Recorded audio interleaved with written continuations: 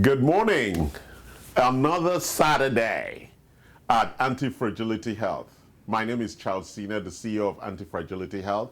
Welcome, all of you from all over the world, for another exciting Saturday in what I call the Encounter of Life with Charles Sine. So today we're going to talk about two things.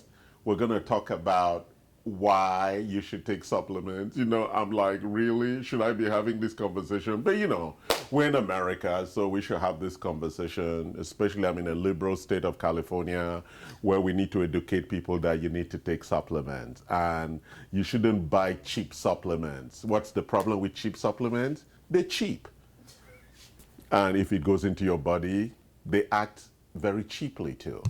Right? So it's like buying crap to put into your body. So we're going to talk about supplements, and we're going to talk about good supplements, good quality manufactured, made in the USA, not supplements from China or some other places. Who knows? Those supplements may have come with shit inside them, right? Then secondly, we're going to continue talking about one of my favorite topics, which is longevity. And longevity is about living a long and healthy life. And I want to put that in the context of the coronavirus and what are the real concerns and issues around that. So thank you for joining from everywhere. Some people are in bed watching in Vietnam. Some people are in Baltimore having lunch, a late lunch, a Covina late lunch, a coronavirus late lunch. The people in California are like saying, Charles, hurry up so I can go have lunch. But so we're going to take our time and walk through this stuff. Let's look at look at our dashboard that we show every week. So the total number of cases now in the US is standing at over 900,000. They've conducted more than, can you put the volume down? Anybody who has it alive? I can hear my feedback. The number of tests conducted so far, almost 5 million tests.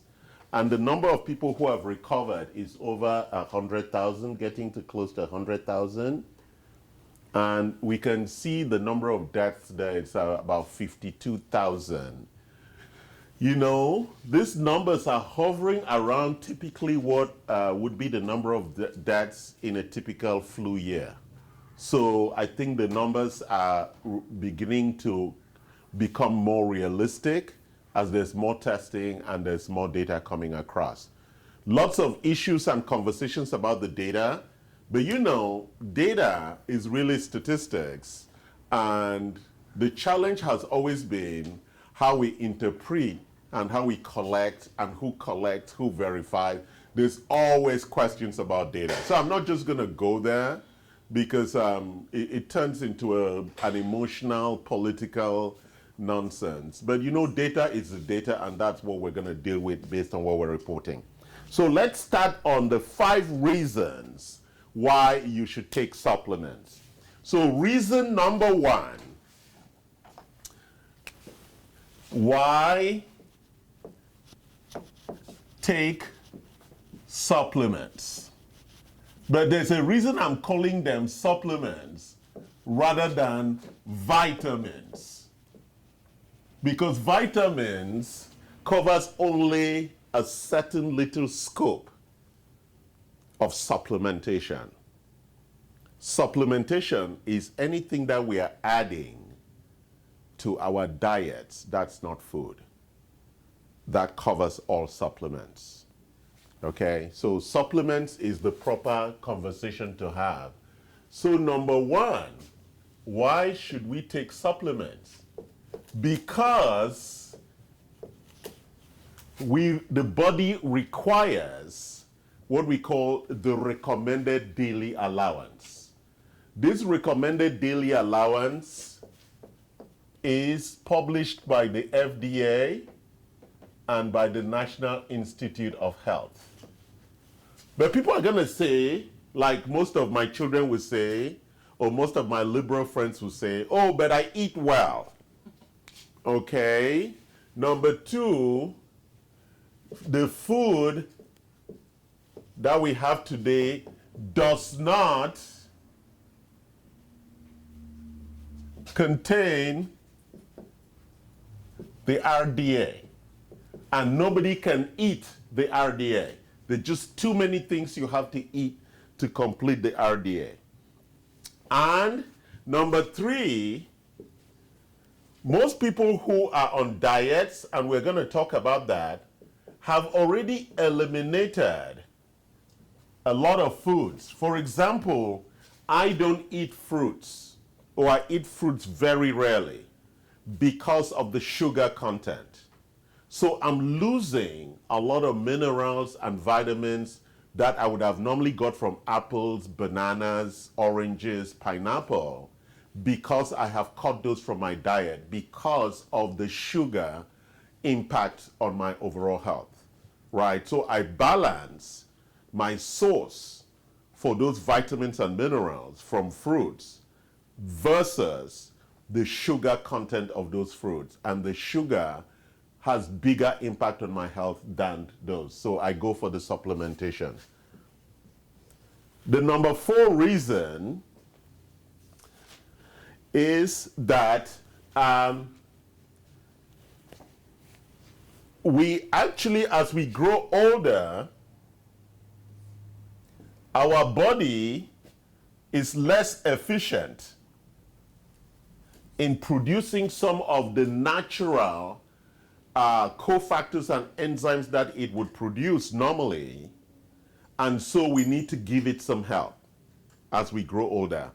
And number 5, because of stress, and we're going to talk about this a lot in the next section, because of our stressful lives, we need phytonutrients to actually bring up our excitement levels or our hormonal levels or dampen them.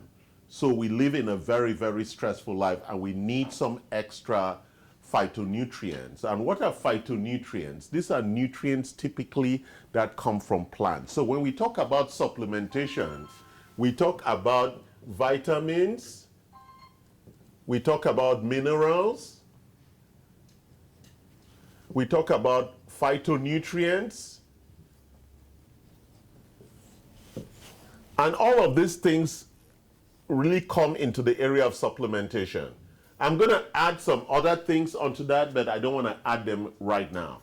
So let's just go through again. Why should you take supplements? Number 1, the complete list from the RDA of vitamins and minerals are critical for our overall cellular function. And the only way you can make sure that you're getting the right amount is to take something that somebody else has compiled. For example, this one that has all the full spectrum of multivitamins. It has a high concentrated fish oil, and it has the bioactive antioxidants in a complete pack. If you look at the food facts, you will see all the things that are there that actually match the recommended daily allowance. So this is much easier. And for $50, this pack costs $101, but it's it contains 60 packets for 2 months. So 60 packets for 2 months, 1 a day.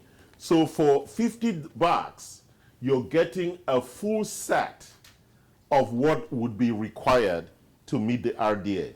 We have some other ones of it.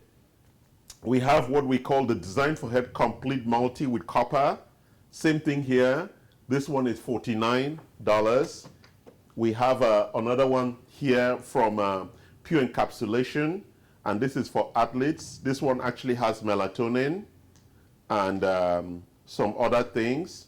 It's 180 capsule, and you take 2 capsules, so that would last you about 90 days.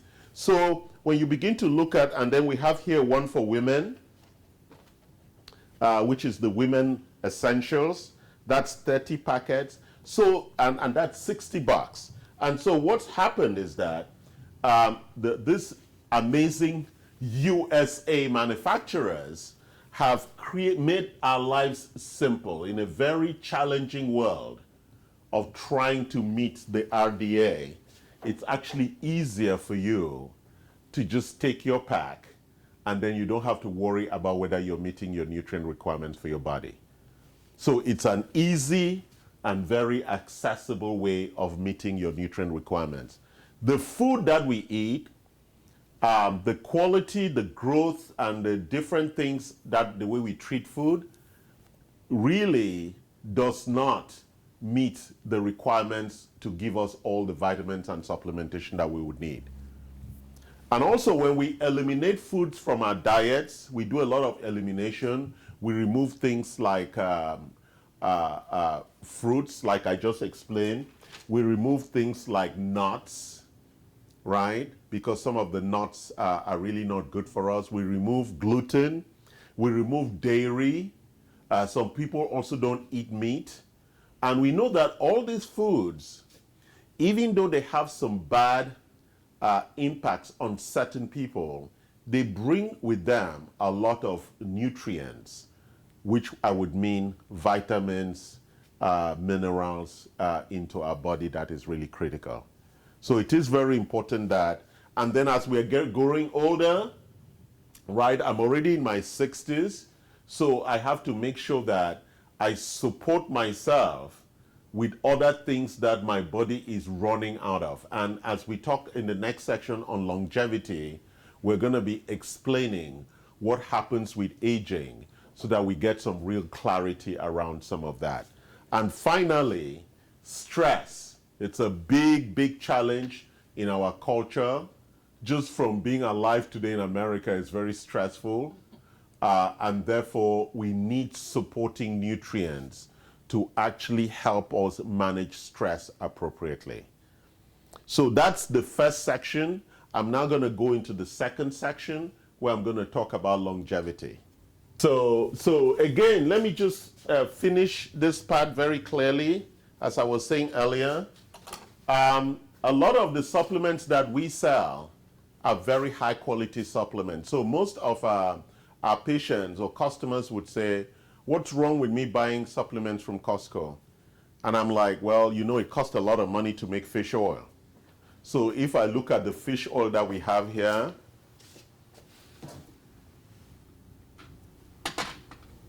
so I take the fish oil we have here. Let me take a couple of samples. These are omega fish oils. This one is $40 and it has 60 soft gels.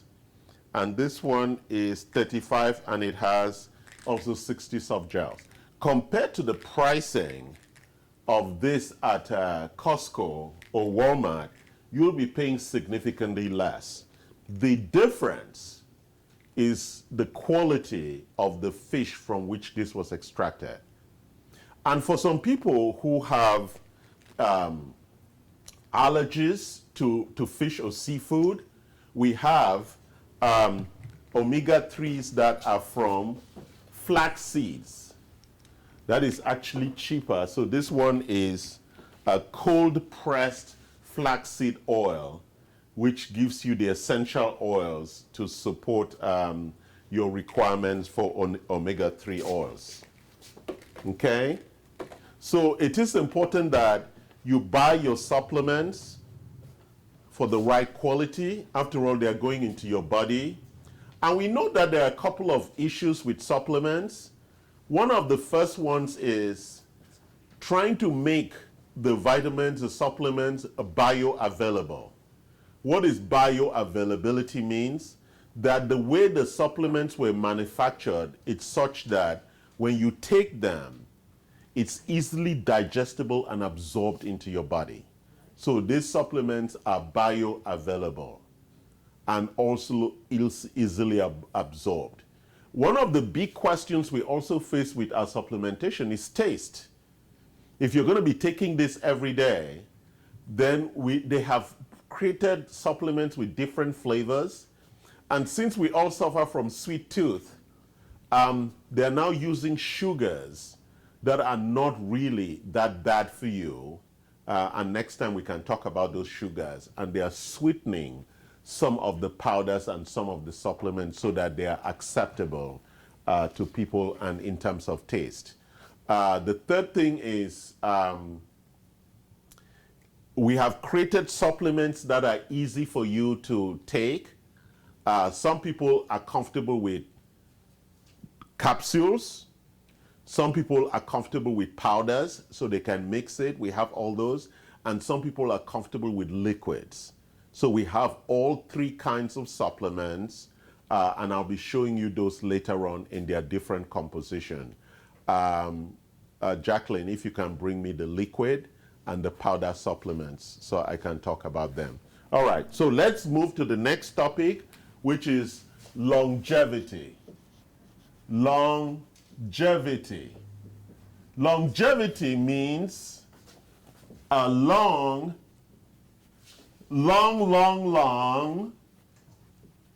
because everybody wants to live forever. That's why everybody was scared of coronavirus. A long, healthy life. That's the meaning of longevity. That's what everybody wants. A long, healthy life. We break that into two, into what we call lifespan, which means how long you live, and health span, which means how long you are healthy. Most Americans, if we plotted lifespan against health span, being a mathematician, it's easier for me to do this. Being a mathematician, that cosmic noise. Being a mathematician, it's easy for me to do this. So if you plot this, right, when you're born, your health is optimized when you're 20, and then it starts decreasing until you die. So if we look here at 60 and say this is 20, where you're your maximum, by the time you're 60, most people's health is deteriorating really very fast, right? So the question is, how can you maintain a high level of health until death, right? That's the key issue. How can you stay healthy, right? So we are trying to increase this line, and we are trying to keep this up and increase it. That's really the battle we are trying to address here. How do we stay long, live for long? Because the average age for an American to live is 82 years. And for most Americans, 20 of those years are years of sickness. So Americans on average would live for 82 years, but their health span is actually 60. So for 20 years, they're sick. So we want to increase this number, say to 100, and increase this number to 100. That's really the task. We want to increase it, right, both lifespan and health span, so that you live for very long and very healthy until you die. So let's look at the elements of what it means to be healthy, right? At a very high level, I'm going to try and define that for you, and then what are the implications. So there are three things that define good health. Number one is our cognitive capability. And what's our cognitive capability? It's our executive function, our processing speed, and our memory. That's why Alzheimer's, dementia, senility, all of those are big problems within our culture right now. And a lot of people by 60 years old are already getting Alzheimer's. And once you get Alzheimer's, it's like a condemnation. You can't even remember anything. So being cognitively aware is a strong definition of health. The second one is physical.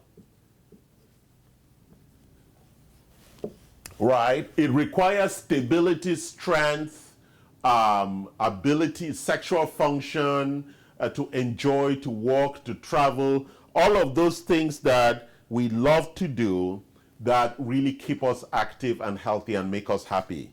The last one is emotional.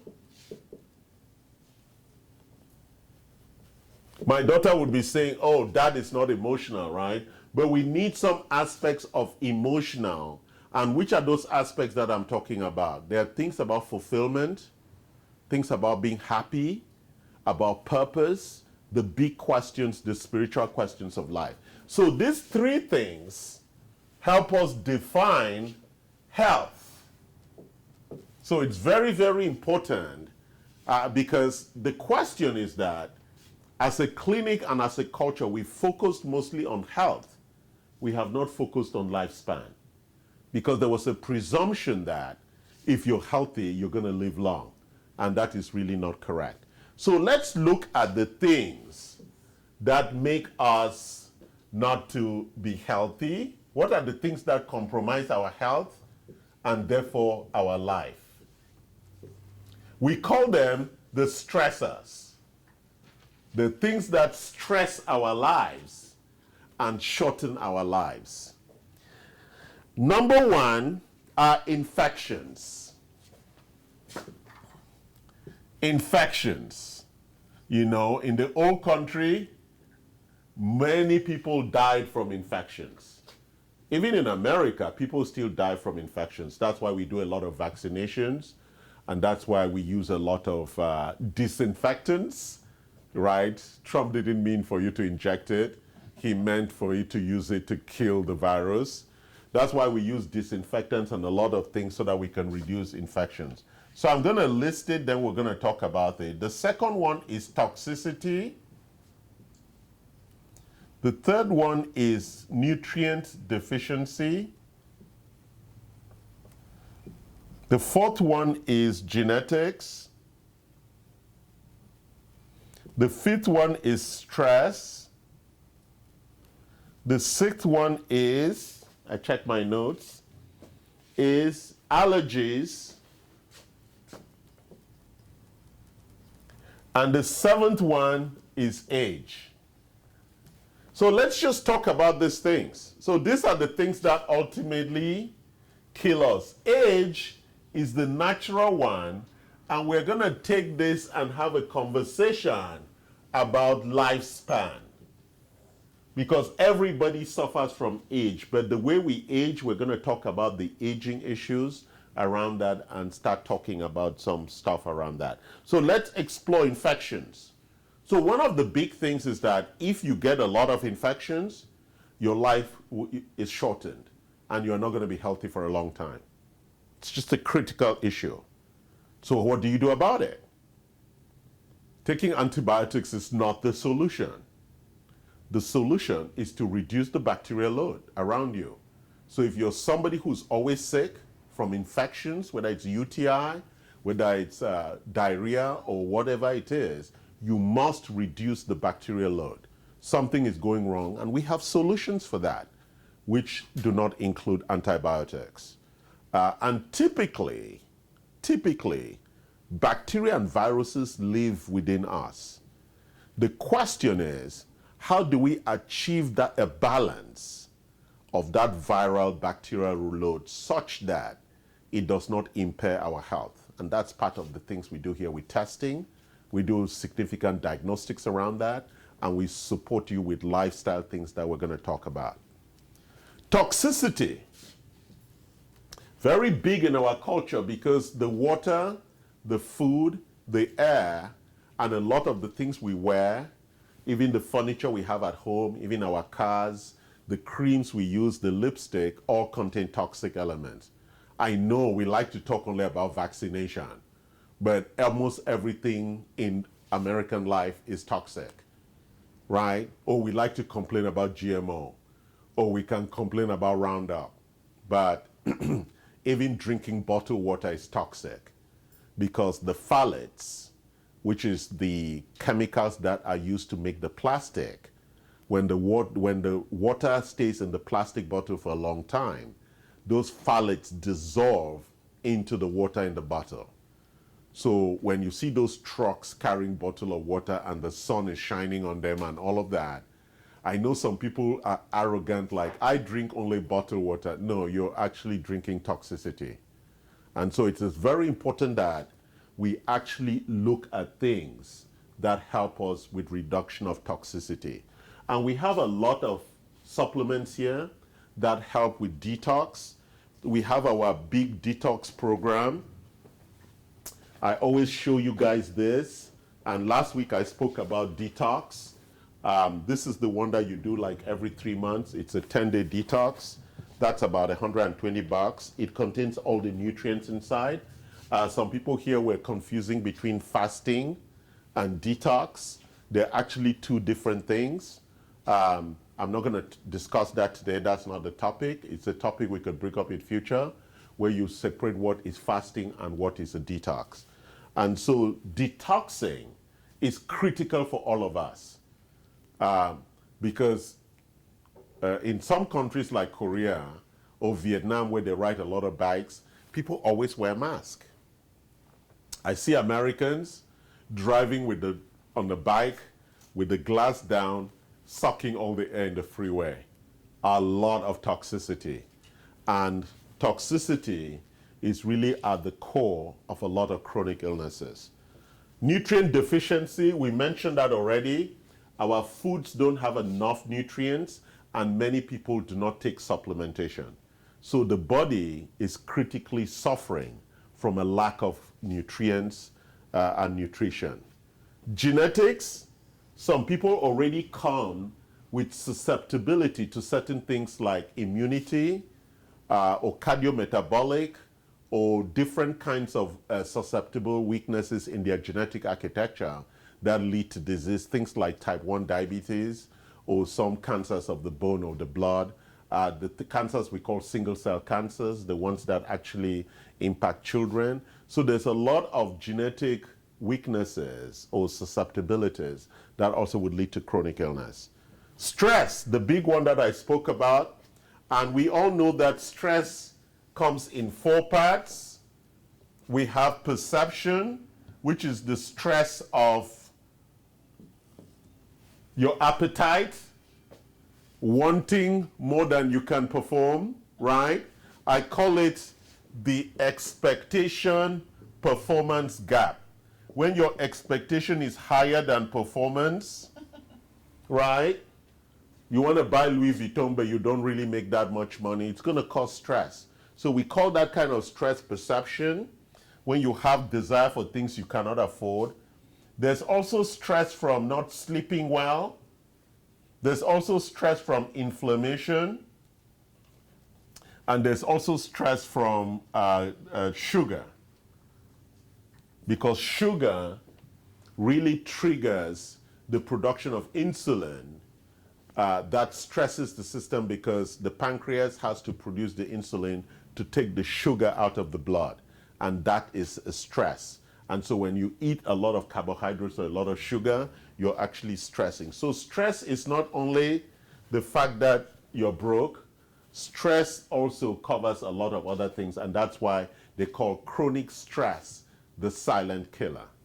And then finally, allergies, allergens.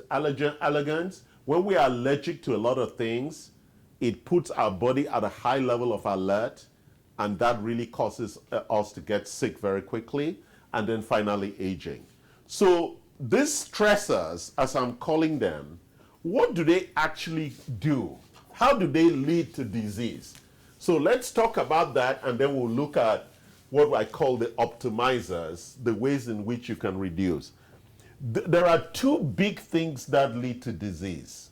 Number 1 is inflammation.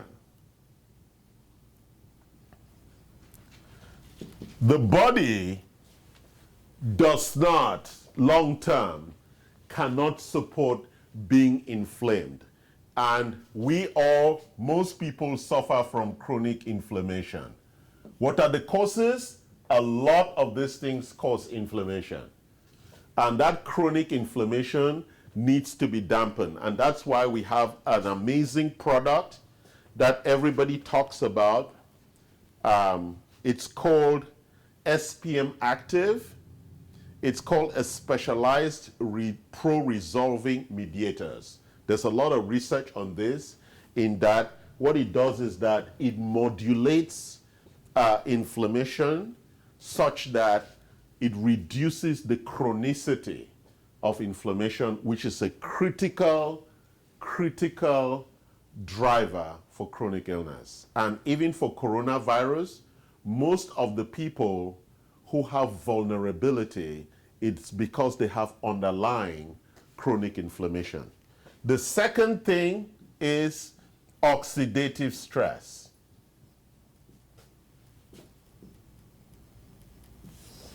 So all these things cause oxidative stress. And what is oxidative stress?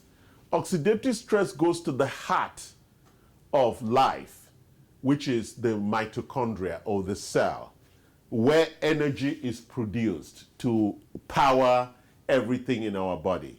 And oxidative stress is the accumulation of the exhaust from the production of energy, or ATP, adenosine triphosphate, which is the energy molecule that powers us.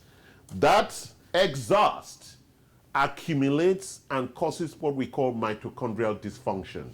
So this issue of oxidative stress is what drives the requirement for antioxidants. So there's a lot of conversations, CQ10, glutathione, a lot of supplements are being sold in that arena, actually to address this underlying issue of oxidative stress. So if you could address these two big issues, right? So we have supplements to dampen this, but it is more important that we have what we call optimizers in terms of the things that would prevent us from having those things. So let's talk about those things now. How am I doing for time? Good? Yes. We're good?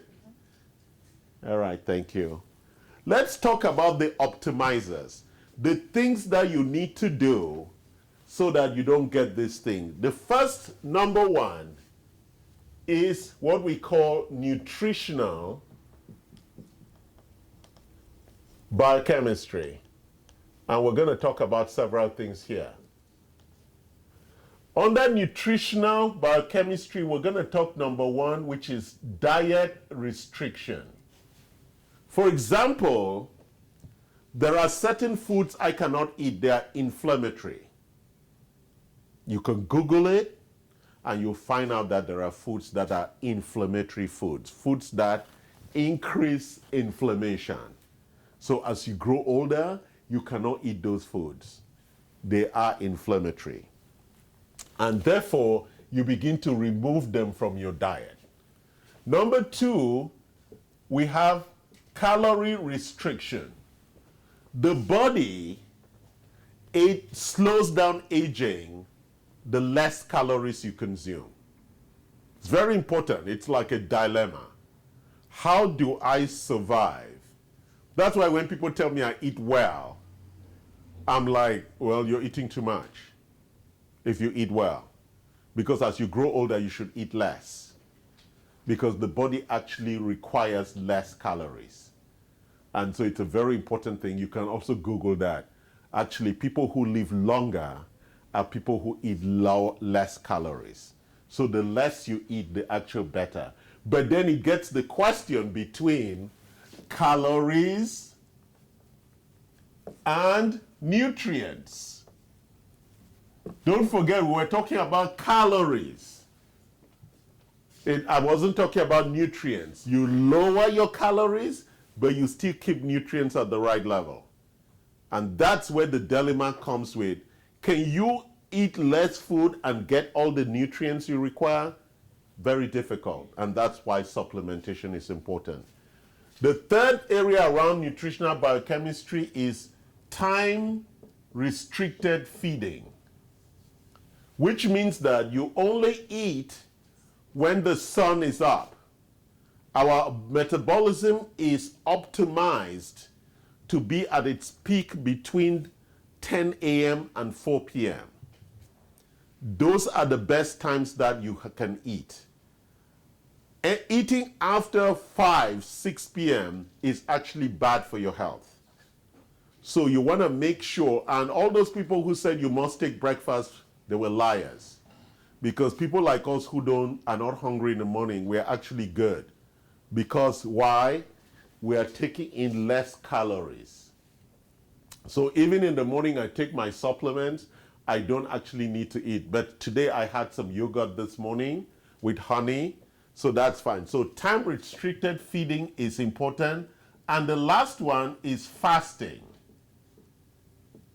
The body loves fasting. There's whole big new emerging science around autophagy in terms of how we eliminate dead cells out of the body. And fasting actually helps the body clean up itself very, very well. So it is important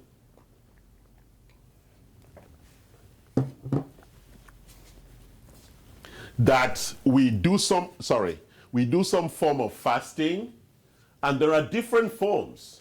Some people do a wet or a dry fast. What is a wet fast? It's a fast with water. A dry fast is a fast without water. Notice, I'm not talking about detox. I'm talking about fasting, because I think that we compromise both. And when we fast, we still need to take our nutrients. When we detox, we still need to take nutrients. The body needs nutrients to do its job. So if you starve the body of nutrients, you are actually impairing biochemical activity in the body. So whether you're fasting or detoxing, you need nutrients. Some people do full fasts, wet or dry. Some people do intermittent fasting. And what is intermittent fasting? You split the day into two, in 8 hours and 12 hours that you're awake, 8 hours you're sleeping. In this 12-hour period, you want to delay, because here you're fasting naturally 8 hours, you want to extend this till about 3 p.m. That would give me another 8 hours here, another 9 hours. 9 plus 8 is what? So almost 17, 18 hours of fasting. So if I eat around 3 p.m. and again around 6 p.m., I have done intermittent fasting. I have also done time-restricted feeding. I have done calorie reduction and making sure that the diet of what I'm eating is very different. You understand? So intermittent fasting as an architecture can help you actually address the underlying nutrition biochemistry that's necessary for your body. So a lot of people, it takes a lot of work, a lot of fine-tuning to find what is going to work for you. It's very critical that you understand and you drive this appropriately. Okay, any questions on that? Number 2, let's talk about exercise.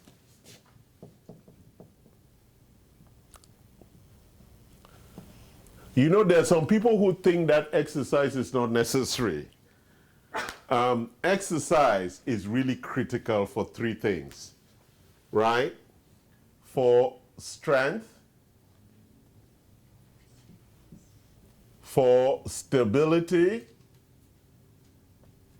and for flexibility. Actually, there is a test, there are 2 tests that they require people to do to show their strength, their stability and flexibility. One of them is to, what do they call that? Squat. To squat without support. If you can squat with all the way down, you see, I'm going only halfway. I don't want to tear my pants on television, right? So, because squatting is really a measure of strength, stability, and balance, right? The second one is whether you can sit on the toilet and stand up or get out without support.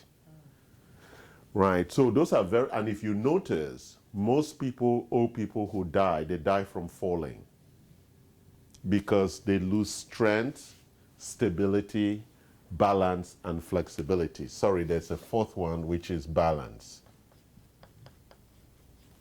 Right, that's why yoga and things like that are very important. You get into a pose and you hold because they want to give you real balance, real strength, stability, and flexibility. So exercise is important. There are lots of exercises. This is not a lecture to teach you what to go do for exercise. And what is being recommended also to really improve performance and stamina is what we call high intensive training exercises. Number 3, the big topic that everybody talks about, but very few people do very well. Sorry, I was going to say we have another product called ketones. We don't have it here, which we use for exercise. And because it allows you to go into ketosis, which allows you to burn fat very well. So you just put it in your drink before you exercise, and it's going to actually allow you to burn fat as you're exercising. So let's talk about sleep. Let's look at our favorite product, melatonin, to support sleep. Most people have problems with sleep, and most of the problems with sleep actually have to do with hormones. And the hormones that cause problems with sleep, it's actually either the adrenals or the sexual hormones. And so typically when patients come here who are struggling, especially menopausal women, we try to explore what's actually happening with their underlying hormones, and then we try to balance those hormones. Sometimes when it is cortisol or the DHA balance, we then either increase or decrease over the 24-hour period to provide them access to better sleep. And sometimes it's the sex hormones that are like the conductors of the human body. And once you balance those, then the body will return back into homeostasis. So sleep is and melatonin is actually recommended for a lot of things. I take this one, the 3 milligrams, every night. Sometimes I forget. Even though I forgot last night, I still slept very well. But getting a sleep aid is really critical for our health. Okay, so sleep. And when we talk about sleep, we are looking at 3 things. We are looking at the intensity of the sleep. We are looking at the frequency, how often you sleep well, and we are looking at the depth. Whether you go into the delta when you're sleeping, which is when a lot of the macrophaging, the clearing, and the resetting and the restoring of our underlying biofunctions are carried out. Number 4, we want to talk about what I'm calling, I'm going to wipe the board so that I can spend more time talking about this. The 4th topic is what we call exogenous compounds. So these are under the optimizers, the things that you do to optimize health span and lifespan. So what are these exogenous compounds? We talked about some of them already. The first set are supplements. So when we look at exogenous, and that's number 4, exogenous compounds. And what's the meaning of exogenous compounds? These are things that come from outside that we need to consume. So let's start with the first set, and that's supplementation. So there are 3 kinds of things.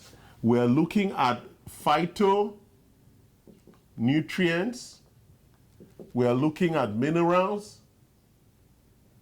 and we are looking at vitamins. So what are phytonutrients? Some of the things that we do are things like turmeric or curcumin or ginger, those things that are coming straight from plants that are really critical for our biochemistry. Curcumin is really, really critical for reducing inflammation. Or berberine, really critical for sugar or glucose management in the body. So there are some critical phytonutrients that are very good for the body. And we have examples of all of that in supplements we do here. Stem cells. We use stem cells here to support the issue of repair and regeneration. So let me give you an example. People who have diabetes already have compromised pancreas, kidneys.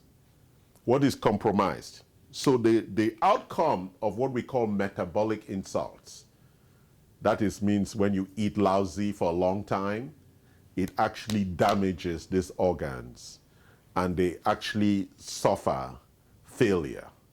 So for example, most people who are diabetic have already lost close to 50% of the functionality of their pancreas and sometimes of their kidneys. And that's why slowly as your diabetes increases, you move towards dialysis. So they're measuring your eGFR, which is the flow rate through the kidneys. And if the eGFR flow rates get to about 11, 12, 10, you go straight into dialysis, which means that your kidney filtration capacity is so bad that your blood is not being filtered very well. And you can see signs with people's eyes being yellow and things like that, or different expressions of the fact that the toxicity is building inside their body, like bile, because the kidney cannot filter that out. That's why you go on dialysis. So if you use stem cells, they help, they support the repair and regeneration of these organs. The one that we just also introduced are what we call peptides. What are peptides? Peptides are short-chain amino acids that support the whole issue of how we build proteins. So DNA comes with the instruction, I was going to say DAN. So DNA comes with the instruction set, and typically we take that to the messenger RNA, which then takes the nutrients and builds the proteins that are required for the architecture of the body. Sometimes this process requires some help. So when you take peptides, the peptides read that instruction and optimize this protein information. So these peptides, they were discovered by this Russian, and they've been used for the last 40, 50 years, and it actually optimizes to help your body help with the whole repair process of how we use proteins appropriately in the body. So peptides is one of the ways in which you help with that. The last one I'm going to talk about are prescriptions. So I'm not against prescriptions, and one of the first ones that I take is metformin. It should be over the counter, but it's a prescription. And the research is very clear about managing blood sugar.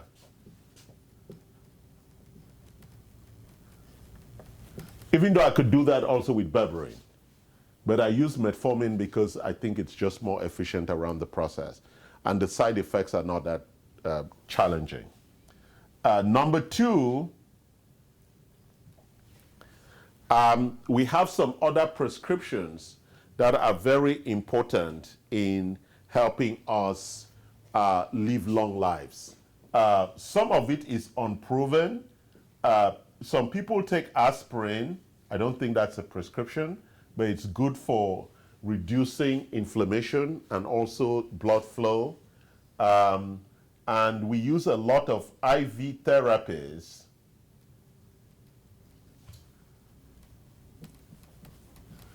We use a lot of IV therapies here one of them to reduce blockage or stenosis, which is the accumulation, atherosclerosis, the accumulation of fat or cholesterol in the blood vessels, therefore reducing their flexibility to pump blood. And we do some other IV therapies to help with regard to addressing the underlying issues of longevity. So I've covered a lot of topics today. So let me close by summarizing on a couple of points. So we started by defining the concept of longevity, which would include lifespan, which is how long you live, and health span, which is how long you're healthy. And we're trying to bring that together so that you can have a long and healthy life. And I said there were three things that define health: was cognitive health, physical health, and emotional health. And there are a couple of things called stressors that actually impact and lead us to become vulnerable, or what we call chronic illness. And what are those issues that create vulnerability? I listed them down there as stressors. There were infections, genetic susceptibility, toxicity, stress, and a couple of other things. And then I finished by looking at these optimizers, the things that some simple things, and I looked at, there are 4 of them that you could really implement very quickly, and it would actually begin to optimize your health. And the big one was nutritional biochemistry, really how our relationship with food. The second one there was exercise. The third one was sleep. And the fourth one was our use of exogenous compounds, how we use supplementation, which is something that I do a lot, how we use stem cells, how we use peptides, and how we use prescriptions. And including in prescriptions is our IV therapies that all used to support it supports our overall biochemistry and homeostasis, and enables us to achieve better health and longer lives. Thank you. Thanks for joining us today, and I hope you did enjoy this conversation. Thank you very much.